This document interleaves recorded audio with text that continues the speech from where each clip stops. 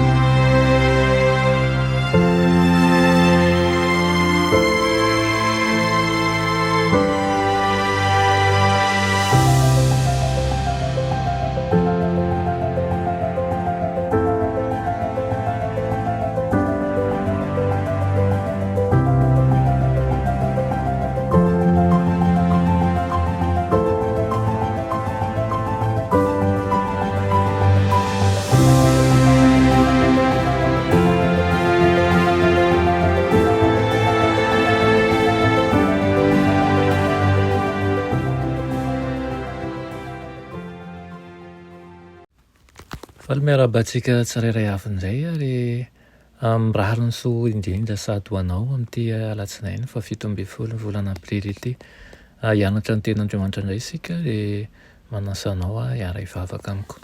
Tompo malala ho misaotra anao indray izahay satria mbola afaka miantso anao amin'ity anio ity, misaotra ny amin'ny aina ny fofinaina mahavelona izay azonay aminao.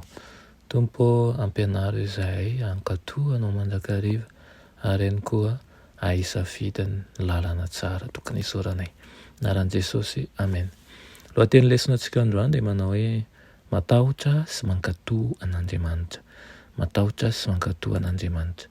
Hoe tsika hatrany tsy enjery amin'ny Apokalipsy 7:12 manao hoe indro ny faharetan'ny olona masina dia izay mitandrina ny din'Andriamanitra sy ny finoana an'i Jesosy. Amen. Matahotra sy mankatoa an'Andriamanitra. Inona koa no ampianaran'ny Baiboly momba antsika momba ny hevitry ny hoe matahotra an'Andriamanitra. Mamaky ary isika ny amin'ny ao amin'ny Deutéronomie 5:2 sy ny Salamo 7:10. Toy izao mivaky ny teny ary. Anaran'i Jesosy, mba atahoranao an'i Jehovah Andriamanitra ao, hitandrimanao ny lalàny rehetra sy ny dediny izay andidiko anao, dia ianao sy ny zanakao ary ny zafinao amin'ny andro rehetra iainanao, mba ho maro andro ianao. Ao amin'ny Salamo kosa izy manao hoe ny tananao nanao ahy sy namboatra ahy. Ampianaro aho mba hianarako ny didinao izay matahotra anao hahita ahy ka ho faly fa ny teninao no andrasako. Amen. Ireo andinin'ireo dia maneho ny fifandraisana eo amin'ny fatahoran'Andriamanitra sy ny fitandrimana ny didiny. Ny fatahoran'Andriamanitra dia toe-tsaina feno fanajana izay mitarika ho amin'ny fankatoavana. Ny antso maika avy any an-danitra dia ny fankatoavan'ireo izay novonjena tamin'ny alalan'ny fahasoavana ny didin'Andriamanitra.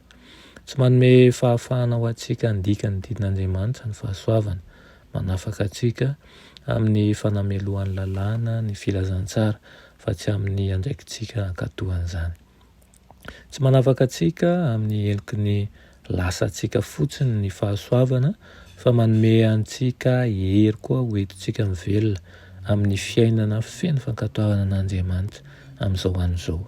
Izao no nambaran'i Paoly apôstôly manao hoe izay nandraisanay fahasoavana sy maha-apôstôly anay hahatonga fanekena ny finoana ho voninahitsy ny anarany any amin'ny jentilisa rehetra. Misy olona sasany manana fiheverana hafahafa ho fanifamonjena amin'ny alalan'ny fahasoavana dia manafoana ny lalàn'Andriamanitra na manamaivana ny filana fankatoavana hoy izy ireo. Mino izy ireo fa ny resaka rehetra momba ny fankatoavana dia fanarahana ara-bakitenin'ny lalàna. Hoy izy ireo hoe ny any ilaiko dia Jesosy irery ihany. Ny fanontaniana dia hoe Jesosy iza? Jesosy izay namboarintsika manokana sa i Jesosy eo amin'ny soratra masina? Ilay Kristy eo amin'ny soratra masina manko dia tsy mitarika antsika naoviana hanamaivana ny lalàny izay mirakitra ny toetrany. Ilay Kristy eo amin'ny soratra masina dia tsy mitarika antsika naoviana hanamaivana an'ireo fotom-pinoana ao amin'ny Baiboly izay manambara mazava kokoa ny aminy sy ny drafiny ho an'ity tontolo ity. ilay Kristy eo amin'ny soratra masina ihany koa dia tsy mitarika antsika na oviana ampihena ny fampianarany ho amin'ny loha hevitra ara-pivavahana izay tsisy heviny. I Kristy no fanehoana ara-batana ny fahamarinana rehetra nampianarany. I Jesosy no fahamarinana tonga nofy, izy no fampianarana velona. Ny antso farany ao amin'ny Apokalipsy dia miantso antsika amin'ny alalan'ny finoanan'i Jesosy mba handray ny fahafenoany izay rehetra tolony. Mitaona antsika atahotra an'Andriamanitra izany izay aseho amin'ny finoanany heriny manavitra sy mampahery antsika mba hananantsika fiainam-pakatoavana sy fiainana araka an'Andriamanitra. Raha fitenina ny lesonantsika androany dia hitantsika fa misy heviny hafa ihany koa ilay matahotra an'Andriamanitra. Hitantsika ihany koa fa fahasoavana tokoa ny didin'Andriamanitra. Tsy midika izany ary deso ny fiheverana fa foana ny lalàn'Andriamanitra satria isika ho fa olombonjena. Mitaona ny fisainantsika mba tsy hamorona Jesosy hafa, tsy hamorona mpamonjy hafa araka ny eritreretintsika fa aoka hifantoka mandrakariva amin'ny tenin'Andriamanitra ny finoantsika. Ilay Jesosy izay nitandrina dian'Andriamanitra, ilay Jesosy izay nanaiky ny famasinana rehetra avy any ambony sy ny lalana rehetra, ary ilay Jesosy izay toriko sy torinao ilay tiantsika ny fahafenony ka tsy manao ankilabao ny lalàn'ny lanitra sy ny napetraky ny lanitra ho fato fihezorany. Dia mba ho aminao tokoa anie izany ho mpanaradia mahatoky isika, tsy amin'ny teny fotsiny ihany fa amin'ny atao ihany koa. Amen. Raha ny masina tsara indrindra misaotra anao indrainy amin'izany lesona nomenao anio izany. Tompo ampianaro izahay hahankatoa, ampianaro izahay hahidianao. Anaran'i Jesosy. Amen.